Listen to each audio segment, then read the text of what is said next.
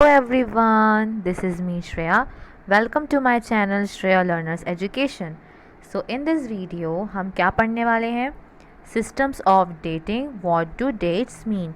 जब भी हम हिस्ट्री पढ़ते हैं तो हमें हिस्ट्री बहुत ज़्यादा बोरिंग लगने लगती है बिकॉज़ हमें उसकी टाइम लाइन समझ में नहीं आती है कि किस सन में क्या घटनाएं हुई थी, किस सन में कौन सा राजा आया था, किस राजा का रूल चला था। तो ये चीज़ें हमारी इसमें कवर हो जाएंगी।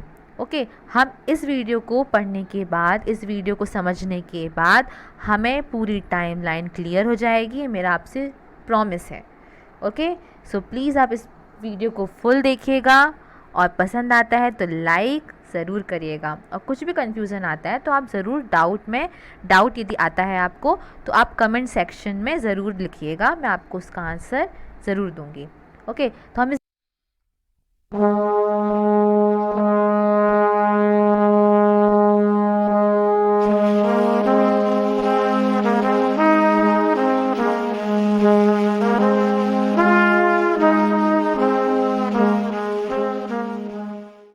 अब शुरुआत करते हैं कुछ प्यारी सी मोटिवेशनल लाइन से। आज रास्ता बना लिया है तो कल मंजिल भी मिल जाएगी, हौसलों से भरी ये कोशिश एक दिन ज़रूर रंग लाएगी। आज यदि हमने रास्ता बना लिया है, आज हमको रास्ता, एक सिंगल स्टेप की तो ज़रूरत होती है। कुछ लोग तो कोशिश भी नहीं करते हैं, एटलीस्ट हमने कोशिश तो की, उस चीज़ का रास्ता तो ढूंढा, जो गोल हमें चाहिए है उसका रास्ता ढूंढना ज़रूरी है। एक सिंगल स्टेप पर आगे बढ़ने ज़रूरी है, क्योंकि यदि आपने एक सिंगल स्टेप ले लिए तो वो लास्ट स्टेप और विनिंग स्टेप दूर नहीं होगा, क्योंकि हो सकता है वो लास्ट स्टेप आपका विनिंग स्टेप हो। ओके, तो अपनी मंजिल को हमें पाना है तो अपने आप को हौसलों से भरना पड़ेगा, अपनी कोशिशें करती रहनी पड़ेंगी, और वो दिन ज़रूर एक ना एक दिन आएगा जब आपका गोल आपके पास होगा, आप उसमें जीत हासिल कर लोगे। आज ये कोरोना भी हमारे लिए एक गोल की तरह है। आज हमें खुद को इतना मजबूत, मन से मजबूत, तन से मजबूत अपने आप को बनाना है कि ये कोरोना, ये समय हमारा निकल जाए, हम इस समय से निकल जाएं और हम एक शक्तिशाली, अपने मन को शक्तिशाली करें और अच्छा अच्छा खाएं, इम्यून सिस्टम को बढ़ाएं, और अपने घर वालों को भी और अपने आप को भी पॉजिटिव एनर्जी देना। ओके, अपने आप को भी पॉजिटिव एनर्जी से भरिए और अपने पेरेंट्स को भी पॉजिटिव एनर्जी से भरिए कि कोई बात नहीं, ये समय ज़रूर निकलेगा।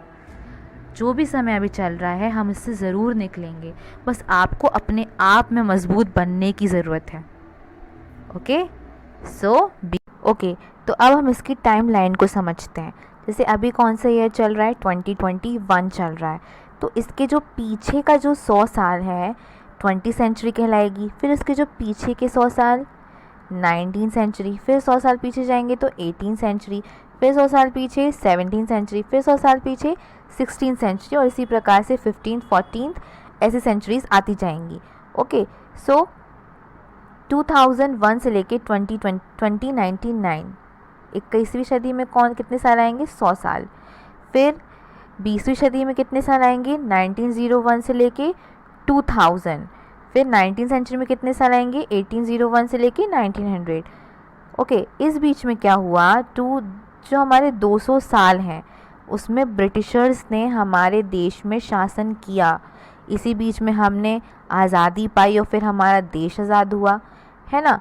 उसके बाद 18 सेंचुरी, 17 सेंचुरी, 16 सेंचुरी, इस बीच में हमारा मुग़ल साम्राज्य था जिसमें बाबर, अकबर, शाहजहाँ जैसे हमारे रूलर्स ने रूल किया, है ना। जो अकबर, शाहजहाँ, जिन ताजमहल बना है, लाल किला, ये सब चीज़ें बीच में हुई। ओके, उसके बाद फिर हम और 100 साल पीछे जाएंगे तो कौन सी सेंचुरी आएगी, 15 सेंचुरी आएगी। 15 सेंचुरी, 14 सेंचुरी, फिर 100 साल पीछे जाएंगे तो 13 सेंचुरी, फिर 100 साल पीछे जाएंगे 12 सेंचुरी, 11 सेंचुरी, और फिर 1000 ईयर्स हम कंप्लीट कर लेंगे। सो 15th सेंचुरी से लेकर 12th सेंचुरी के बीच में दिल्ली सल्तनत आई।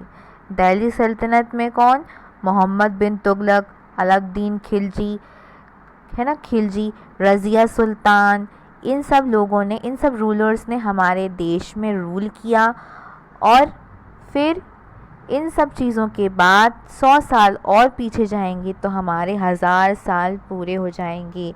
इस तरीके से हमारे 2021 से लेके 1000 ईयर्स बाद हमारे 1000 साल कंप्लीट हो जाएंगे। ओके, उसके बाद कौन सी शताब्दी, इससे और 100 साल पीछे जाएंगे तो हमारी 9th सेंचुरी आएगी, 8th सेंचुरी आएगी, फिर 100 साल पीछे जाएंगे तो 7th सेंचुरी, 6th सेंचुरी, तो 9th century, 8th century, 7th century, 6th century, 7th century में हमारे मुस्लिम्स उभर कर आए। इससे पहले मुस्लिम का कोई नामो निशान नहीं था। मुस्लिम आए 7th सेंचुरी में। फिर उससे और 100 साल पीछे गए तो राजा हर्षवर्धन का रूल चला। फिर उससे और 100 साल पीछे गए, उससे और 100 साल, फिर और 100 साल, मतलब 300 साल।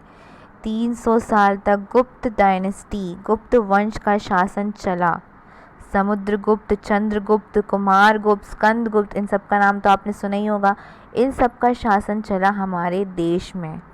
इसे हम गोल्डन पीरियड भी कहते हैं क्योंकि इस वक्त हमें बहुत लाभ हुआ, हमारे देश को बहुत लाभ हुआ। फिर 200 साल, 100 साल, फिर 200 साल, 100 साल, इसमें हमारा डार्क एज हम कहते हैं। क्यों कहते हैं, देखते हैं आगे। इसके बाद जीसस का बर्थ हुआ, तो जीसस के बर्थ के बाद का टाइम था वो। अब जीसस के बर्थ के पहले का टाइम था, सॉरी, अब जीसस के बर्थ के बाद का टाइम आएगा, है ना।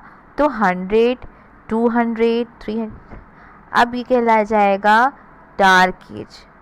सो जीसस का बर्थ जब हुआ उसके 100 साल और फिर उसके बाद के 100 साल, मतलब 200 साल बाद और 200 साल पहले, 200 साल बाद ये 200 साल पहले, इसे हम डार्क एज कहते हैं। डार्क एज क्यों कहते हैं, डार्क एज इसलिए कहते हैं क्योंकि इस टाइम पर हमारे देश में कोई भी भारतीय राजा ने शासन नहीं किया, अंग्रेज़ों ने शासन किया, इंडो ग्रीक पर्शियन लोगों ने शासन किया, इसलिए हम इसे डार्क एज कहते हैं। उसके बाद फिर 100 साल हम पीछे जाएंगे 3rd सेंचुरी में, 4th सेंचुरी में, 5th सेंचुरी में, तो ये मौर्यन डायनेस्टी आई। चंद्रगुप्त मौर्य, अशोक बिंबिसार, इन सब के नाम, चंद्रगुप्त मौर्य, अशोक बिंबिसार, इन सब के नाम उभर कर आए। फिर 6th सेंचुरी में बुद्धिज़्म का इस्टेब्लिशमेंट हुआ, बुद्धिज़्म स्थापित हुआ, जैनिज़्म का नाम आया, बुद्ध जैन हमारे देश में उभर कर आए। फिर 700, 800, 900, 1000, इतने साल बाद वैदिक एज आई। वैदिक एज सारे वेदास, सामवेद, यजुर्वेद, अथर्ववेद, ये सारे वेद हमारे देश में आए, लिखे गए थे। ओके, उसके बाद और 100 साल पीछे जाएंगे तो 16th century, 17th century, 18th century, ये वो 300 साल थे जहाँ पे हमें कोई भी एविडेंस नहीं मिला हिस्ट्री से रिलेटेड। तो सभी लोगों ने ये सोचा कि इतनी वैदिक एज तक ही हिस्ट्री है, पर जब आर्कियोलॉजिस्ट ने और रिसर्च किया तब उन्हें पता चला कि नहीं, 300 साल तक नहीं, इसके बाद भी इसके पहले भी हमारे देश में कुछ ना कुछ चीज़ें तो हुई थी। तो फिर क्या हुई थी, 1900 साल और 100 साल पहले, 100 साल पहले क्या हुआ, 1900 साल से लेके 2800 साल तक हड़प्पन सिविलाइजेशन, वैदिक के बाद इंडस वैली सिविलाइजेशन उभर कर आया। ये सिविलाइजेशन थी हमारी, इन सब चीज़ों के बारे में से रिसर्च हुई थी, सारी चीज़ें ये स्थापित हुई थी, ये चीज़ें हमको पता चली। फिर इसके 1900 साल पहले, 300 साल पहले, 100 साल पहले और जाएंगे और 300 साल पहले जाएंगे तो हमारे 6000 साल, 10,000 साल, ये मेसोपोटामियन एज, आदिवासी काल था। ओके, तो इन सब चीज़ों के बारे में फिर हंटिंग, गैदरिंग, ये सब चीज़ें हम थे, हंटर्स थे, गैदरर्स थे। तो यहाँ तक हमारी हिस्ट्री है, ये हिस्ट्री है हमारी। अब आप देखेंगे कि हम क्या पढ़ने वाले हैं हिस्ट्री में। हमने हंटर गैदरर्स पढ़ लिया, मतलब हम स्टार्टिंग एज में थे, स्टार्टिंग पॉइंट में थे। इसके आगे हम सब पढ़ेंगे। हड़प्पन सिविलाइजेशन पढ़ेंगे, फिर 300 साल तक का कुछ एविडेंस नहीं था, तो हम इसके बारे में तो कुछ पढ़ेंगे नहीं। फिर इसके पहले के बारे में वैदिक पढ़ेंगे, वैदिक सिविलाइजेशन पढ़ेंगे, birth of Jesus, Mauryan dynasty, Buddhism पढ़ेंगे, फिर मौर्यन डायनेस्टी पढ़ेंगे, फिर गुप्त डायनेस्टी, फिर मुस्लिम हर्षवर्धन के बारे में पढ़ेंगे। तो आप एक इस टाइमलाइन से आपको एक ये मिल जाएगा कि आपको हिस्ट्री बहुत इजी लगेगी। इसलिए मैंने ये वीडियो आपको बहुत डिटेल में कवर अप किया है। अभी आपके कोर्स में नहीं है, अभी सिर्फ आपको ये था कि डेट्स कैसे हैं, BCAD में क्या डिफरेंस होता है, ये बस चीज़ें थी। बट हमको इसके बारे में डिटेल जानना ज़रूरी था, क्योंकि आप अभी से समझ लोगे तो आपको आगे जाके कोई प्रॉब्लम नहीं होगी। ओके, तो अब हम आगे का पढ़ते हैं कि BC और CE टर्म्स क्या यूज़ होती हैं, है ना, उनके बारे में हम देख लेते हैं। Now what is BC and CE। सो क्या होता है, जैसे हम AD यूज़ करते हैं बिफोर जीसस के बर्थ के बाद, और जीसस के बर्थ के पहले हम यूज़ करते हैं BC। उसी तरीके से क्या होता है, CE भी यूज़ होता है AD की जगह पर, और BCE यूज़ होता है BC की जगह पर, क्योंकि कुछ कंट्रीज़ में अब यही कैलेंडर, यही टाइमलाइन फॉलो होती है। इसलिए हम कॉमन एरा और बिफोर कॉमन एरा, मतलब अभी जो चल रहा है एरा, वो कॉमन एरा कहलाया, और जो पहले का जो एरा है जीसस के बर्थ के पहले का, वो बिफोर कॉमन एरा कहलाया। इसलिए हम CE एंड BC यूज़ करते हैं, और कहीं कहीं समटाइम्स हम BP भी यूज़ कर लेते हैं, that is before present. Before present भी हम यूज़ कर लेते हैं BP।